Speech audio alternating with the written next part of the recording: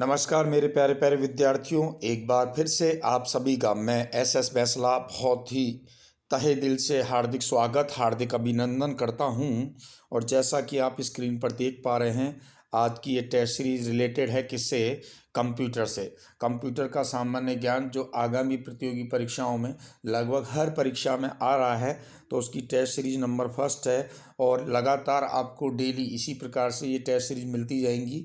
यदि आप निरंतर हमसे जुड़े रहे तो निश्चित रूप से ये टेस्ट सीरीज आपकी परीक्षा में अच्छे अंक लाने में सहायक सिद्ध होंगी। तो आइए दोस्तों, स्टार्ट करते हैं आज की टेस्ट सीरीज। पहला प्रश्न आपकी स्क्रीन पर है, देखिए क्या क्वेश्चन है। कंप्यूटर के आविष्कारक कौन है? बहुत ही अच्छा और बहुत ही शानदार क्वेश्चन। निश्चित रूप से इस प्रश्न का उत्तर आप सभी को पता होगा, क्योंकि कई एग्जामों में पुटअप हो चुका है। और राइट आंसर है इसका चार्ल्स बेबेज। राइट आंसर क्या होगा इसका? चार्ल्स बेबेज, जिन्हें कंप्यूटर का पिता या कंप्यूटर का पितामह या कंप्यूटर का जनक, फादर ऑफ कंप्यूटर आदि नामों से जाना जाता है। इनके द्वारा सर्वप्रथम एनालिटिकल इंजन के नाम से जो कंप्यूटर बनाया गया था, वर्तमान में उसी के आधार पर कंप्यूटर संचालित है। जिन चीज़ों का इन्होंने प्रयोग किया था, इनका जन्म हुआ था लंदन में, लंदन के रहने वाले थे। तो ये होगा इस प्रश्न का सही आंसर। नेक्स्ट क्वेश्चन है, सबसे पहला कंप्यूटर का नाम क्या था? ध्यान दीजिए, सबसे पहले कंप्यूटर का नाम क्या था? चार ऑप्शन आपके सामने, एटेरिस, एनिएक, टेंडी और नोवेला। ये अलग अलग ऑप्शन आपके सामने हैं, तो ध्यान दे लीजिए। यहाँ राइट आंसर होगा आपका option number B. Option number B. 1945 में अमेरिकी रक्षा विभाग द्वारा जो पहला कंप्यूटर बनाया गया, उसका नाम था एनिएक। क्या नाम था? एनिएक। और यदि हम इसकी फुल फॉर्म की बात करें तो फुल फॉर्म है electronic numerical integrator and computer. ये इसका पूरा नाम था, जिसको बनाने वाले थे जॉन मॉचली। इनके नाम थोड़े से आपको प्रॉब्लम कर सकते हैं, क्योंकि ज़्यादातर इंग्लिश वर्ड मिलेंगे आपको कंप्यूटर के अंतर्गत। जॉन मॉचली और जे प्रिस्पर, इनके द्वारा इस कंप्यूटर का निर्माण किया गया। ठीक है, नेक्स्ट क्वेश्चन पर बढ़ते हैं। अगला क्वेश्चन, आधुनिक कंप्यूटर की खोज सर्वप्रथम कब हुई? आधुनिक यानी वर्तमान में जिन कंप्यूटरों का हम प्रयोग कर रहे हैं, उनका प्रारंभ या उनकी शुरुआत कब से हुई? तो यहाँ पर राइट आंसर सोचिए क्या हो सकता है। यहाँ पर राइट आंसर चार ऑप्शन आपके सामने हैं, 1949, 1951, 1946, 1947। तो यहाँ राइट आंसर होगा 1946, क्योंकि जब एनिएक का निर्माण हो गया था तो उसे आधुनिक कंप्यूटर की शुरुआत मानी गई। तो 1946 से आधुनिक कंप्यूटर की खोज मानी जाती है। नेक्स्ट क्वेश्चन है, कंप्यूटर के क्षेत्र में महान क्रांति कब से आई? कंप्यूटर के क्षेत्र में महान क्रांति कब से आई, ये आपको बताना है। ऑप्शन है 1977, 2000, 1955 और 1960। और यहाँ पर राइट आंसर होगा option number D. Option number D आपके प्रश्न का बिल्कुल सही और सटीक आंसर होगा। तो सभी विद्यार्थियों से अनुरोध है, यदि टेस्ट सीरीज आपको अच्छी लगे तो इसे लाइक ज़रूर करें। जो भी चैनल पर पहली बार आएँ वो चैनल को सब्सक्राइब ज़रूर करें। बहुत ही शानदार टेस्ट सीरीज और बहुत सारे अच्छे सेलेक्टेड क्वेश्चन आपको मिलने वाले हैं टेस्ट सीरीज में। नेक्स्ट है, कंप्यूटर का हिंदी नाम क्या है? कंप्यूटर का हिंदी नाम क्या है? तो ध्यान दे लीजिए, कंप्यूटर जो है अंग्रेजी का वर्ड है, लैटिन भाषा से बना हुआ शब्द है, और यहाँ इसका हिंदी अर्थ होगा संगणक। हिंदी अर्थ है संगणक। इसके अतिरिक्त हिंदी में से परिकलक भी कहा जाता है। ध्यान दे लेना दोस्तों, हिंदी में से परिकलक भी कहा जाता है और अभिकलक भी कहा जाता है। ध्यान दे लेना, संगणक आप सभी जानते होंगे, लेकिन इसके अन्य नाम परिकलक और अभिकलक भी हैं। ये भी नाम इनके हिंदी में ही हैं। संगणक मूल रूप से कंप्यूटर जो शब्द है वो कंप्यूट शब्द से बना है, और कंप्यूट का अर्थ होता है गणना करना। और ये कौन सी भाषा का शब्द है? लैटिन भाषा का शब्द है। कौन सी भाषा का? लैटिन भाषा का। बहुत ही सेलेक्टेड और बहुत ही अच्छे क्वेश्चन है। नेक्स्ट, कंप्यूटर साक्षरता दिवस कब मनाया जाता है? बहुत अच्छा क्वेश्चन, कई एग्जामों में आने वाला। कंप्यूटर साक्षरता दिवस कब मनाया जाता है? यहाँ पर राइट आंसर क्या होगा? सोचिए आप, चार ऑप्शन आपके पास में है, 5 दिसंबर, 14 दिसंबर, 22 दिसंबर और 2 दिसंबर। क्या हो सकता है यहाँ पर सही आंसर, लगाइए दिमाग।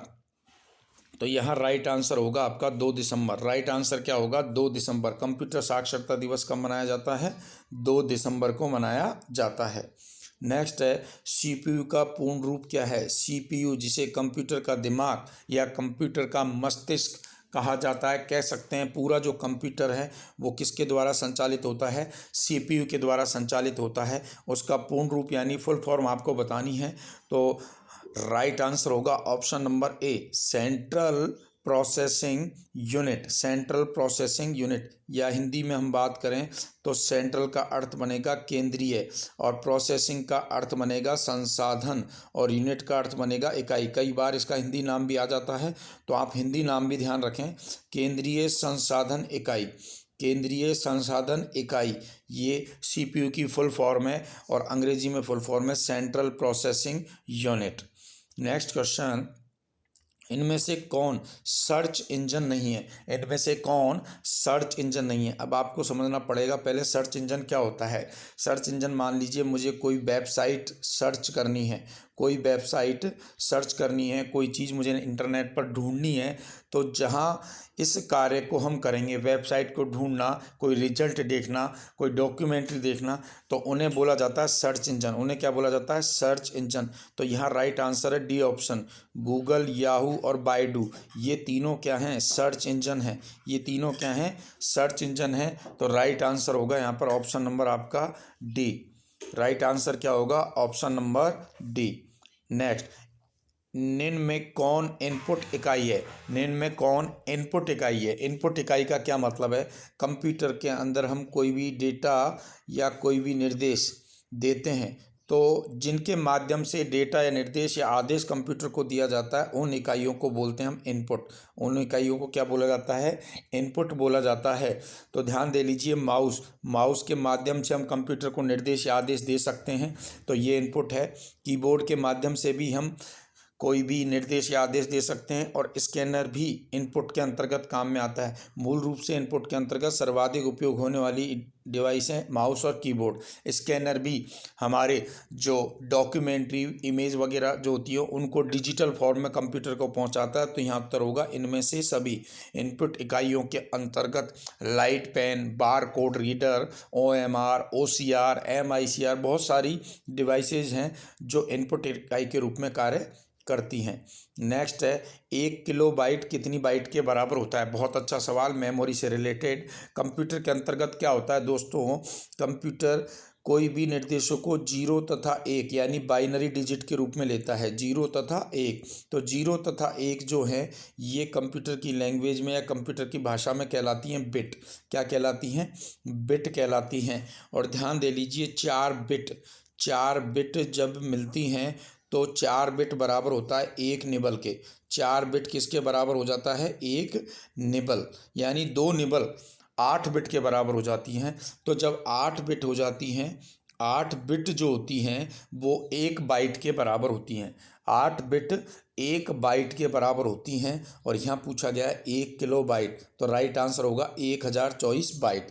जब 1024 बाइट मिलेंगी तो वो कहलाएंगी 1 किलो बाइट या 1 KB।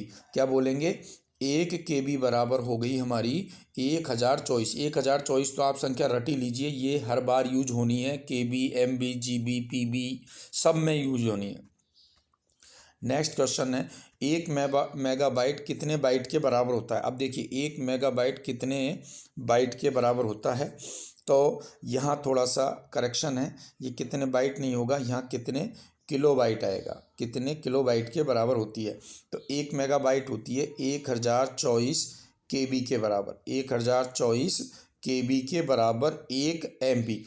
KB से बड़ी इकाई MB है, MB से बड़ी इकाई आपकी GB बनेगी, GB से बड़ी TB, TB से बड़ी PB, मतलब गीगाबाइट, टेराबाइट, पेटाबाइट, इस प्रकार से बढ़ती जाती हैं। अगला क्वेश्चन इसी से रिलेटेड है, 1 गीगाबाइट कितने बाइट। यहाँ भी वही बाइट वाला जो शब्द आ रहा है, तो अभी जस्ट मैंने बताया 1024 MB बराबर होती है 1 GB। 1024 MB बराबर होती है 1 GB। नेक्स्ट, कंप्यूटर में प्रयुक्त आईसी चिप बने होते हैं। आईसी जिन्हें इंटीग्रेटेड चिप्स के नाम से जाना जाता है। Integrated chips circuit, sorry chips नहीं, इंटीग्रेटेड सर्किट। तो ये बनी होती हैं किससे? सिलिकॉन से। किससे बनी होती हैं? सिलिकॉन से। और ध्यान रख लेना दोस्तों, हमारे भारत में जो बेंगलोर है उसे सिलिकॉन वैली या सिलिकॉन घाटी के नाम से जाना जाता है। कंप्यूटर के अंतर्गत आईसी चिप्स का प्रयोग सर्वाधिक किया जाता है, जिसके माध्यम से कंप्यूटर कार्य करता है। नेक्स्ट, इंटरनेट के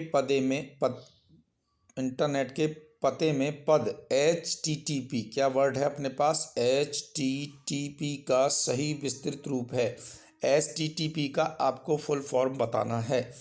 तो यहाँ पर इसका फुल फॉर्म होगा hyper text transfer protocol. Hyper text transfer protocol यानी कि किसी भी नेट के पेज पर काम करने के लिए जिस लैंग्वेज का, या कह सकते हैं जिसके माध्यम से इंटरनेट का होम पेज बनता है, उसमें HTTP का प्रयोग किया जाता है। नेक्स्ट है, किसी कंप्यूटर के प्रोग्राम में बच्चों द्वारा प्रयुक्त भाषा प्राय कौन सी होती है? बच्चों द्वारा प्राय कौन सी भाषा का प्रयोग कंप्यूटर के प्रोग्राम में किया जाता है? यहाँ 4 ऑप्शन है, बेसिक, जावा, लोगो और पायलट। और राइट आंसर होगा ऑप्शन नंबर सी।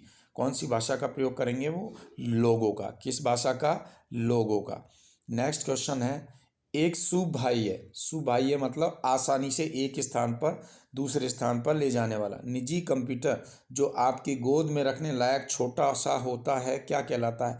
ऐसा कंप्यूटर जो आपकी गोद में रखा जा सकता है, जिसे आप आसानी से एक स्थान से दूसरे स्थान पर ले जा सके, उसे क्या कहेंगे?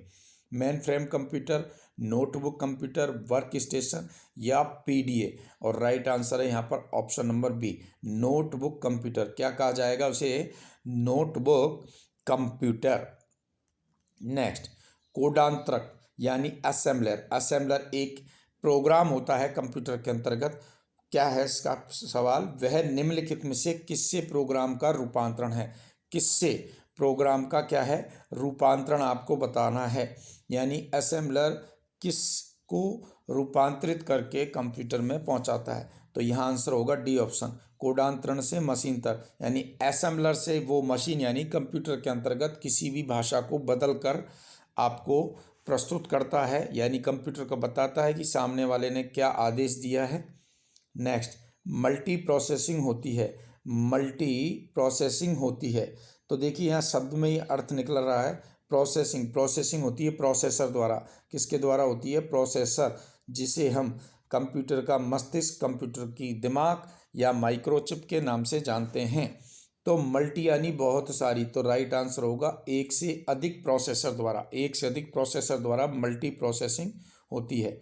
नेक्स्ट है, निम्न में से ऑप्टिकल मेमोरी है। तो ध्यान दीजिए, सवाल पूछा गया है ऑप्टिकल मेमोरी। कंप्यूटर में 2 प्रकार की मेमोरी होती हैं, एक तो होती है बाह्य मेमोरी, एक होती है आंतरिक मेमोरी। तो बाह्य मेमोरी जो होती हैं ये कंप्यूटर से बाहर होती हैं। इसके अंतर्गत ऑप्टिकल मेमोरी में आती हैं हमारी CD, DVD और ब्लू रे। ये कौन सी मेमोरी है? पहली शर्त बाह्य मेमोरी है, और बाह्य मेमोरी के अंतर्गत भी ये कौन सी है? ऑप्टिकल। तो राइट आंसर होगा हमारा सी। राइट आंसर क्या हो जाएगा? सी ऑप्शन हो जाएगा। नेक्स्ट है, CPU में कंट्रोल यूनिट, मेमोरी और तीसरा कौन सा यूनिट होता है? यानी CPU में मूल रूप से 3 चीज़ें होती हैं, एक तो होती है कंट्रोल यूनिट, एक होती है मेमोरी, तीसरा आपको बताना है। तो यहाँ ऑप्शन है माइक्रो प्रोसेसर, आउटपुट और अर्थमेटिक लॉजिक। तो राइट आंसर होगा डी ऑप्शन, अर्थमेटिक लॉजिक, यानी ALU CPU का तीसरा महत्वपूर्ण भाग होता है, जिसकी full form arithmetic logical unit होती है। नेक्स्ट, CPU के ALU में होते हैं। CPU के ALU यानी वही अर्थमेटिक लॉजिकल यूनिट में क्या होता है? RAM space, register, byte space या इनमें से सभी। तो यहाँ राइट उत्तर होगा आपका रजिस्टर। CPU के ALU में क्या होते हैं? रजिस्टर कंप्यूटर की सबसे तीव्र मेमोरी होती है। कोई भी आप कमांड या आदेश कंप्यूटर को देते हो तो सर्वप्रथम उसे कौन ग्रहण करता है? कौन सी मेमोरी में जाता है? वो रजिस्टर में। किस में जाता है? रजिस्टर में। तो ये कंप्यूटर की सबसे तेज मेमोरी होती है, ध्यान देना। नेक्स्ट, गणना और तुलना के लिए कंप्यूटर के किस भाग का प्रयोग किया जाता है? कोई भी गणितीय संक्रिया या तुलना आपको कंप्यूटर के अंतर्गत करनी है तो उसके लिए आप कंप्यूटर के किस भाग का प्रयोग करोगे? डिस्क यूनिट, मॉडम, एएलयू या कंट्रोल यूनिट? तो यहाँ राइट आंसर होगा एएलयू। एएलयू की फुल फॉर्म मैं बता रहा हूँ, arithmetic logical unit. Arithmetic logical unit. अब इसके नाम में ही इसका अर्थ छिप रहा है। अर्थमेटिक यानी अंकगणितीय, लॉजिकल यानी तुलनात्मक, यूनिट यानी इकाई। जो अंकगणितीय तुलनात्मक इकाई को संपन्न करती है, तो राइट आंसर होगा हमारा एएलयू। एक हार्डवेयर डिवाइस, ध्यान दीजिए, हार्डवेयर डिवाइस से मतलब हो गया जिन कंप्यूटर के पार्ट्स को हम छू सकें, देख सकें, महसूस कर सकें, जो डाटा मतलब कच्चे तथ्य या आंकड़ों को अर्थपूर्ण इंफॉर्मेशन यानी सूचना में परिवर्तित करता है। ऑप्शन है प्रोसेसर, इनपुट डिवाइस, प्रोग्राम या प्रोटेक्टर। ये इसके ऑप्शन हैं। तो यहाँ राइट आंसर होगा हमारा प्रोसेसर। माइक्रो प्रोसेसर कच्चे तथ्य यानी डेटा को यूजर यानी उपयोगकर्ता से, जो भी कंप्यूटर पर काम कर रहा है उससे लेता है और रिजल्ट के रूप में इंफॉर्मेशन देता है, यानी क्या देता है? सूचना। तो ये जो प्रोसेसिंग की जाती है, जो कार्य किया जाता है, वो किसके द्वारा किया जाता है? प्रोसेसर यानी माइक्रो प्रोसेसर के द्वारा। नेक्स्ट, प्रोसेसर के 3 मुख्य भाग है। ध्यान दे लीजिए, प्रोसेसर को ही हम क्या बोलेंगे? सीपीयू बोलेंगे या माइक्रोचिप बोलेंगे। तो इसके 3 मेन पार्ट हमें बताने हैं। तो option number B is the right answer, ALU, control unit और रजिस्टर। और अगर आपको ऑप्शन में रजिस्टर नहीं मिले तो फिर आपको मेमोरी शब्द लेना है, क्योंकि रजिस्टर एक प्रकार की क्या होती है? मेमोरी होती है। तो arithmetic logical unit, control unit जिसे हम शॉर्ट में सीयू के नाम से भी जानते हैं, और रजिस्टर, ये तीनों प्रोसेसर के 3 मुख्य भाग होते हैं। नेक्स्ट, सीपीयू यानी कंप्यूटर का दिमाग या जिसके माध्यम से कंप्यूटर कार्य कर रहा है। आईओ मतलब इनपुट आउटपुट के बीच सिग्नलों के मूवमेंट को कौन नियंत्रित करता है?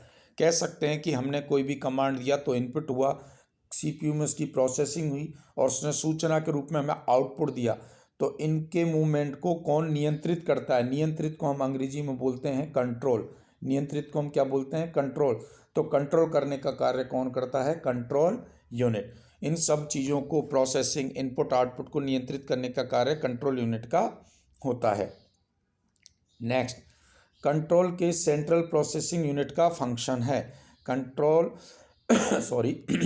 कंप्यूटर के सेंट्रल प्रोसेसिंग यूनिट यानी सीपीयू का फंक्शन है, उसका कार्य है, वो डेटा डिलीट करता है, इनवॉइस यानी बिल बनाता है, गणनाएं और प्रोसेसिंग करता है। इनमें से कोई नहीं। तो निश्चित राइट आंसर होगा C option. Central processing unit का जो फंक्शन या कार्य है वो है गणना करना और प्रोसेसिंग यानी उपयोगकर्ता द्वारा दिए गए कमांड को कंप्यूटर पर शो करना।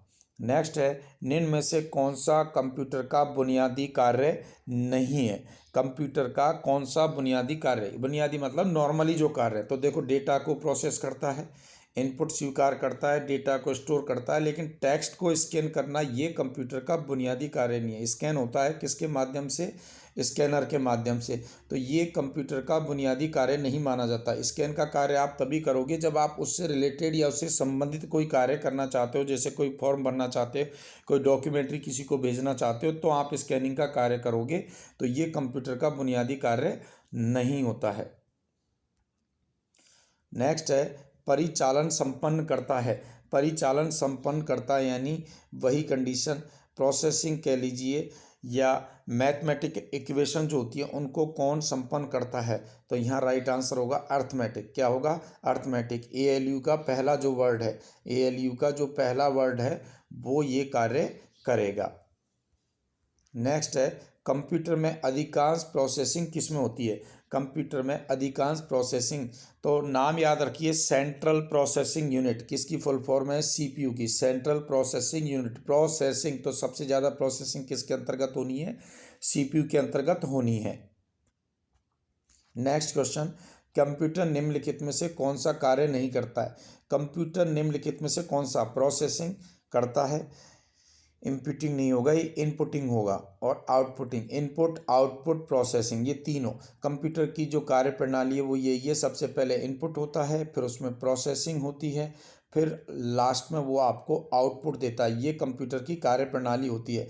अंडरस्टैंडिंग यानी खुद के द्वारा समझना, ये कंप्यूटर नहीं कर पाता है। ये कंप्यूटर की कमी है कि कंप्यूटर खुद कोई कार्य नहीं कर सकता जब तक उसे कमांड ना मिले। प्रमुख मेमोरी जिसके समन्वय से कार्य करती है। प्रमुख मेमोरी यानी प्राथमिक मेमोरी जो होती हैं वो किसके समन्वय या किसके माध्यम से कार्य करती है। तो मेमोरी रिलेटेड है किससे, सीपीयू से। सीपीयू का पार्ट है एएलयू, कंट्रोल यूनिट और मेमोरी। तो मेमोरी किसके माध्यम से कार्य करेगी, सीपीयू के माध्यम से कार्य करेगी। और हमारी जो मुख्य मेमोरी है, प्राथमिक मेमोरी जो होती है वो होती है रैम। कौन सी होती है, रैम। और ये एक अस्थायी मेमोरी होती है यानी कि वॉलेटाइल मेमोरी। कौन सी मेमोरी है, वॉलेटाइल। जबकि रोम जो होती है वो हमारी स्थायी और द्वितीयक मेमोरी होती है जिसे हम नॉन वॉलेटाइल मेमोरी कहते हैं। नेक्स्ट क्वेश्चन है, माइक्रो प्रोसेसर जो कंप्यूटर का मस्तिष्क होता है उसे क्या कहा जाता है। ध्यान दे लीजिए, कंप्यूटर का मस्तिष्क हम सीपीयू को कहते हैं, उसका अन्य नाम माइक्रो प्रोसेसर है। इसके अतिरिक्त उसका और क्या नाम होता है। ऑप्शन है सॉफ्टवेयर, माइक्रोचिप, मैक्रोचिप, सभी कथन सत्य हैं। तो यहाँ राइट आंसर होगा microchip. Micro processor, microchip, CPU, central processing unit, केंद्रीय संसाधन इकाई, ये सभी एक ही नाम है। तो ऑप्शन नंबर बी आपका सही उत्तर होगा। नेक्स्ट, कंप्यूटर द्वारा प्रोड्यूस किया गया परिणाम है, यानी कंप्यूटर जो परिणाम दर्शाता है उसे हम क्या कहेंगे। मेमोरी नहीं कह सकते क्योंकि मेमोरी के अंतर्गत हम चीज़ों को संग्रहित करते हैं। डेटा इनपुट के रूप में काम में आता है, यानी ये कच्चे तथ्य होते हैं, इनके आधार पर कंप्यूटर आपको परिणाम दर्शाता है। तो जो परिणाम दर्शाता है उसे इन्फॉर्मेशन या सूचना कहा जाता है। इन्फॉर्मेशन या सूचना कहा जाता है। इन्फॉर्मेशन या सूचना किस में जाएगी, आउटपुट में। किस में जाएगी, आउटपुट में। तो राइट आंसर होगा सी ऑप्शन। नेक्स्ट क्वेश्चन है, इनपुट का आउटपुट में रूपांतरण किया जाता है। इनपुट में मैंने अभी आपको बताया डेटा दिया जाता है। इनपुट में हम क्या देते हैं, डेटा। और आउटपुट के रूप में हमें क्या मिलती है, इन्फॉर्मेशन। क्या मिलती है, इन्फॉर्मेशन। तो हमें बताना है इनपुट से आउटपुट यानी डेटा से इन्फॉर्मेशन किसके माध्यम से प्राप्त होती है। तो आपने इसका उत्तर बिल्कुल सही कर लिया होगा। राइट आंसर होगा सीपीयू द्वारा। किसके द्वारा, सीपीयू के द्वारा। चलिए अगला क्वेश्चन, प्रोसेस डेटा को कहते हैं। जस्ट अभी बताया है मैंने आपको, सबसे पहले इनपुट होता है, लास्ट में आउटपुट होता है, बीच में होती है प्रोसेसिंग। तो जो आप डेटा इनपुट के रूप में दे रहे हो उसमें वो प्रोसेसिंग होती है, उसे क्या कहा जाता है। तो उसे कहा जाता है प्रोसेस, प्रक्रिया। इनपुट पर प्रोसेस यानी प्रक्रिया होती है। कंप्यूटर समझता है कि उपयोगकर्ता हमें क्या कमांड या क्या निर्देश दे रहा है, उसको फिर वो आउटपुट के रूप में दिखाता है। नेक्स्ट, सीपीयू का मुख्य घटक है control unit, memory, arithmetic logical unit, ये सभी। तो बिल्कुल ये सभी, कुछ देर पहले भी ये क्वेश्चन आया था और वहाँ रजिस्टर शब्द था, जबकि यहाँ पर क्या शब्द है, मेमोरी। तो मैंने आपको बताया है एएलयू यानी arithmetic logical unit, control unit और मेमोरी, ये तीन प्रमुख घटक या तीन प्रमुख अवयव होते हैं किसके, सीपीयू के। ऑप्शन में मेमोरी नहीं मिलता है तो फिर आपको मिलेगा रजिस्टर, और रजिस्टर मेमोरी का ही प्रकार है। ठीक है। नेक्स्ट, कंप्यूटर की क्षमता है निम्न, उच्च, सीमित या असीमित। कंप्यूटर की क्षमता आपको बतानी है तो ध्यान दे लीजिए, कंप्यूटर की जो क्षमता होती है वो होती है सीमित। वो लिमिटेड कार्य करता है, जितनी उसकी कार्य क्षमता बनाई गई है, जितनी मेमोरी बनाई गई है उसी के अकॉर्डिंग वो कार्य करता है। नेक्स्ट क्वेश्चन, कंप्यूटर को किस प्रकार की बुद्धि की संज्ञा दी गई है, यानी कंप्यूटर में जो बुद्धि है वो क्या कहलाएगी, मानवीय बुद्धि, कृत्रिम बुद्धि, शुद्ध बुद्धि या अन्य। तो यहाँ राइट आंसर होगा कृत्रिम बुद्धि। मानव द्वारा बनाई गई है इसलिए हम उसे कौन सी बुद्धि कहते हैं, कृत्रिम बुद्धि कहते हैं। यानी कंप्यूटर की स्वयं की बुद्धि नहीं है, जब उसे कोई कमांड या निर्देश दिया जाता है तभी वो कार्य करता है। नेक्स्ट, मनुष्य की स्मरण शक्ति कंप्यूटर की तुलना में होती है। मनुष्य की स्मरण शक्ति, ध्यान रख लीजिए क्या प्रश्न है। कंप्यूटर को बनाने वाला मनुष्य है, लेकिन यह बात है स्मरण शक्ति यानी याद रखने की शक्ति कंप्यूटर की तुलना में क्या होती है, सामान्य, उच्च, निम्न या औसत। तो यहाँ राइट आंसर होगा सामान्य, क्योंकि कंप्यूटर बहुत तेज गणना करता है। कंप्यूटर की स्मरण शक्ति मनुष्य से कई गुना अच्छी होती है। कंप्यूटर बहुत सारी चीज़ें याद रख सकता है, इसलिए मनुष्य की स्मरण शक्ति को कंप्यूटर की तुलना में क्या माना जाता है? सामान्य। और लास्ट क्वेश्चन आज का, मानव मन यानी मस्तिष्क जो होता है व्यक्ति का, वो और कंप्यूटर जो कृत्रिम है में किसकी गति अधिक होती है? ध्यान दे लीजिए, मनुष्य की स्मरण शक्ति कंप्यूटर की तुलना में सामान्य होती है, लेकिन यहाँ करें कि गति, मानव मन की गति और कंप्यूटर की गति, कंप्यूटर की जो स्पीड, दोनों में से किसकी गति अधिक होगी? कंप्यूटर की, मानव मन की, दोनों में बराबर या इनमें से कोई नहीं? तो यहाँ राइट आंसर होगा मानव मन। मानव का जो मस्तिष्क होता है उसकी गति कंप्यूटर से भी बहुत अधिक तेज होती है। तो ये थी दोस्तों आज की टेस्ट सीरीज। बहुत बहुत धन्यवाद आप सभी को कि आप सभी इन टेस्ट सीरीज को रेगुलरली देख रहे हो। और फिर से मैं कहना चाहूँगा, डेली रिकॉर्डेड क्लासेस के माध्यम से, क्योंकि आप जानते हो ऑफलाइन क्लासेस भी चल रही हैं तो टाइम थोड़ा कम होता है, रिकॉर्डेड क्लासेस के माध्यम से डेली आपको ये टेस्ट सीरीज मिलने वाली हैं। आप डेली इन टेस्ट सीरीज को देखें। अच्छी लगे तो लाइक करना ना भूलें। लाइक करने के साथ साथ अपने ग्रुप में शेयर कीजिए ज़्यादा से ज़्यादा। जितना ज़्यादा शेयर आप करेंगे उतने ज़्यादा विद्यार्थी इससे लाभान्वित होंगे। हर बच्चे की पहुंच हम तक नहीं है, हर बच्चे तक हम नहीं पहुंच सकते, लेकिन आप जब प्रयास करोगे, एक से दूसरे, दूसरे से तीसरे में शेयर करोगे, तो निश्चित रूप से ज़्यादा बच्चे इससे लाभान्वित होंगे। तो इसी प्रकार जुड़े रहिए। रेगुलर समय समय पर आपको बहुत ही शानदार टेस्ट सीरीज मिलने वाली है। तो मिलते हैं दोस्तों नेक्स्ट टेस्ट सीरीज में। तब तक के लिए जय हिंद, जय भारत, धन्यवाद।